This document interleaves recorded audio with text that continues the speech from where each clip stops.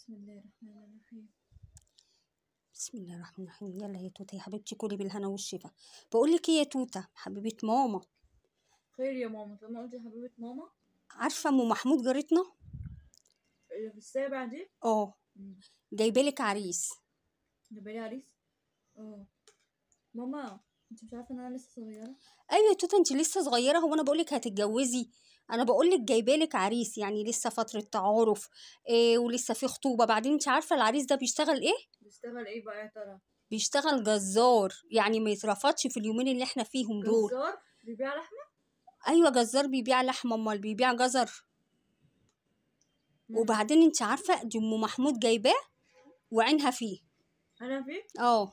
خلاص اديهولها، ما بحبش اخد حاجه عين حد فيها. لا اديهولها. يا بنتي، ما انت عارفه بنتها لبنى إيه لسه في اعداديه. خلاص تاخده هي بقى. تاخده، بقول لك ام محمود يا بنتي متجوزه. ايوه يا ماما، طب وبعدين؟ بعدين ده بتقول لي كويس قوي اه. ومحترم. انت عارفه يعني ايه جزار؟ يعني ايه؟ يعني يا بنتي مش هتنعي بقى هم كيلو اللحمه وصل كام اه. و... وهنجيب لحمه منين ومش عارفه ايه. لا، ده انت هتلاقي اللحمه عندك على طول كده في التلاجة. لحمه عندي على طول؟ وانت ايه اه. ضمنك؟ ما ممكن يطلع بخيل بخيل؟ او ما بياكلش لحمه، ما ممكن يطلع نباتي.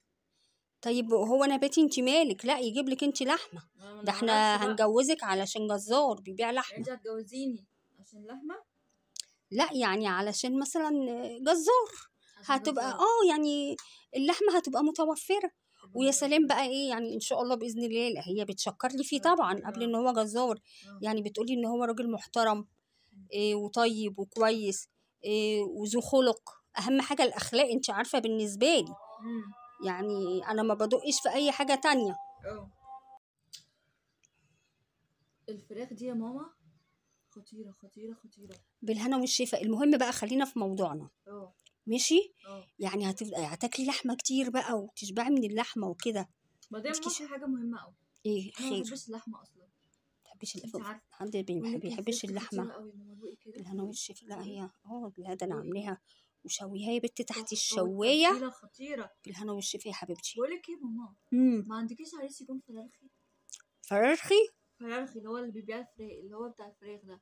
اه. بدل اللحمة فراخ، عشان ما بحبش اللحمة. امم. يبقى فراخ أحسن.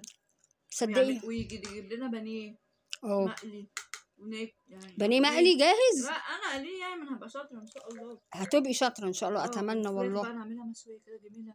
اديها لك تعمليها لنا كده زي التتبيله الحلوه دي. ايه رايك؟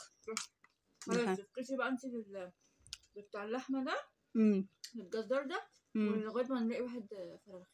خلاص انا هكلم ام محمود بقى تشوف لنا فرارخي. خلاص ماشي.